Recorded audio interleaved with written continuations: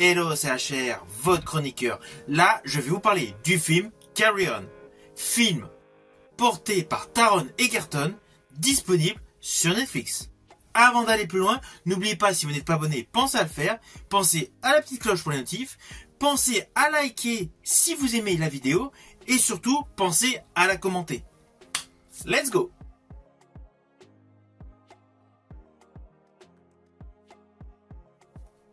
Alors ce film Carry On est un thriller d'action disponible sur Netflix depuis le 13 décembre. Si vous avez aimé les films The Call avec Halle Berry et The Guilty avec Jake Gyllenhaal, ce film est pour vous. Pourquoi? Tout simplement parce que le concept de base est similaire. Dans The Call, le personnage d'Halle Berry recevait un coup de téléphone et la grosse majorité du film se déroulait par rapport à l'intermédiaire de ce coup de téléphone.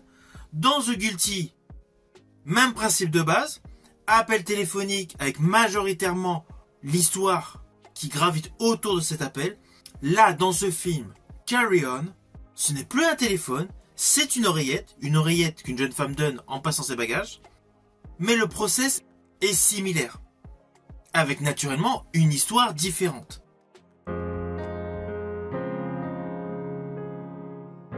Alors le film suit Ethan Kopech, interprété par Taron Egerton. C'est un agent de la TSA qui n'a malheureusement pas assez confiance en lui. Il avait postulé pour rentrer dans les forces de l'ordre, il a eu un échec et il n'a jamais retenté le coup. Il a pour fiancée Nora Parisi, interprétée par Sofia Carson, jeune femme beaucoup plus ambitieuse, beaucoup plus volontaire que lui en apparence. Sa vie de jeune couple est donc présentée assez rapidement au début de ce film. Ah oui, en préambule de la présentation de ce jeune couple, nous découvrons un fameux homme mystérieux à casquette qui rentre dans une pépinière. Il se passe quelque chose et donc on arrive donc sur ce jeune couple. Celui-ci donc, Ethan Kopech, par un concours de circonstances avec l'appui d'un ami, il se retrouve en lieu et place de contrôleur des bagages. Chose qui n'était absolument pas prévue. Car le supposé terroriste avait d'autres plans concernant le contrôleur des bagages. Le fait est que le personnage interprété par Taron Egerton est en lieu et place, et de ce fait, on lui transmet une oreillette où beaucoup d'indications vont lui être transmises. Et il va s'apercevoir qu'il est constamment surveillé. Alors ne vous inquiétez pas, je n'irai pas plus loin sur les lignes narratives de ce film. Vous me connaissez, je ne spoil pas. Mais le film a beau durer 2 heures, on ne les voit pas passer. Le suspense est haletant.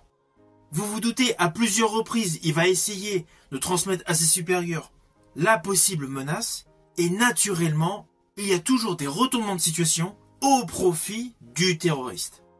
Ainsi, le personnage d'Ethan est contraint et forcé de laisser passer un colis suspect. Alors côté réalisation, c'est bluffant. Il n'y a pas de temps mort. Il y a ici et là par moments des petits éléments humoristiques. Je pense à un des collègues du personnage interprété par Taron Egerton qui souhaite devenir chanteur. Mais l'ensemble du film procure une montée d'adrénaline constante. Oui, il y a le personnage du contrôleur de bagages. Mais parallèlement, par rapport à ce qui s'est déroulé en préambule de ce film, dans la pépinière, il y a une enquête policière. De ce fait, on ne reste pas vissé sur le site du contrôle des bagages. Il y a d'autres protagonistes, d'autres acteurs et actrices qui gravitent autour, tels des satellites. Ainsi, on a pas mal de plans séquences en extérieur. Même si pour autant, il y a de nombreux focus sur les bagages et les écrans de contrôle des bagages. Et si vous faites attention à bien écouter toutes les lignes de dialogue, vous allez vous apercevoir que tous les petits détails qu'on a entendus au début de ce film, en fait, ils vont être déterminants dans la progression du film. Je pense à l'un d'entre eux qui est le plus anodin. On apprend assez rapidement que le personnage interprété par Taron Egerton est très sportif et court vite. Implicitement, vous allez le voir courir dans l'aéroport. Ainsi, il y a pas mal de petits éléments de langage, de petits détails, qui sont certes dévoilés de manière disséminée, mais ils sont réutilisés au profit de l'histoire. Ainsi, ce film a un rythme soutenu. Par contre, n'oublions pas que le réalisateur de ce film est Jaume Collet-Serra, un réalisateur habitué aux films où la tension est constante. Parmi sa filmographie, j'avais particulièrement aimé ses réalisations concernant des films portés par Liam Neeson, notamment Non-Stop, Sans Identité, Night Run et The Passenger. Jaume Collet-Serra est habitué aux action movies et toute son expérience de ses précédentes réalisations est mise au profit de celui-ci qui est une bombe.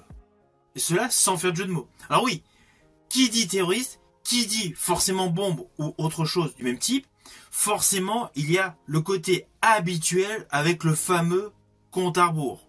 C'est assez classique pour ce type de film. Certes, c'est redondant, mais malgré tout, cela colle en fonction de l'instant où c'est usité.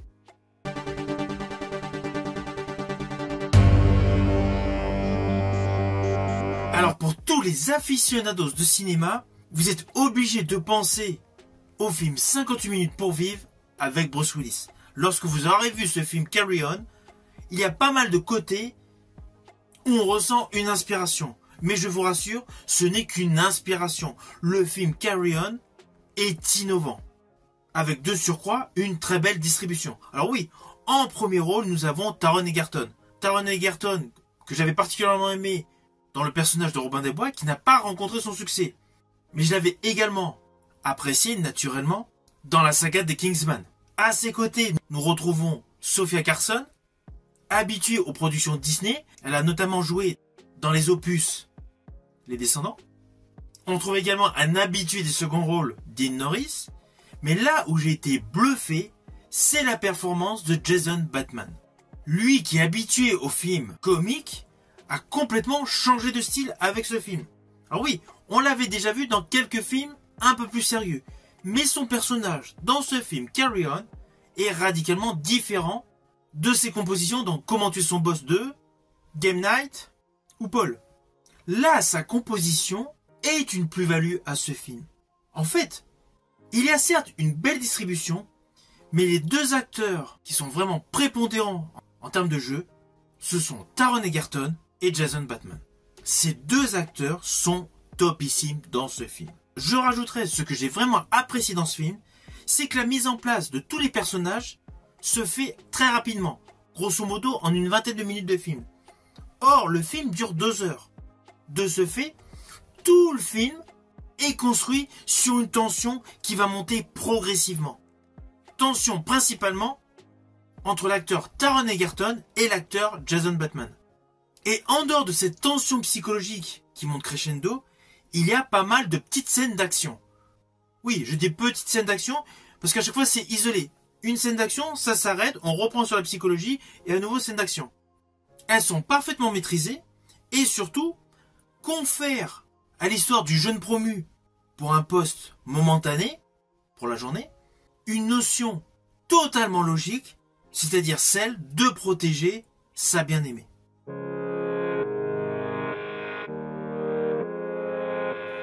Alors au final, naturellement, c'est un film que je vous invite à voir sur Netflix. C'est un thriller ultra tendu, habilement mené, avec un final sous haute tension. C'est tout simplement un très bon divertissement. N'hésitez surtout pas à mettre en commentaire sur ma vidéo ce que vous avez pensé de ce film une fois que vous l'aurez vu. Et par la même occasion, si vous avez aimé ma vidéo, n'oubliez pas, petit pouce vers le haut, pensez au partage. Quant à moi, je vous dis à bientôt pour une prochaine vidéo.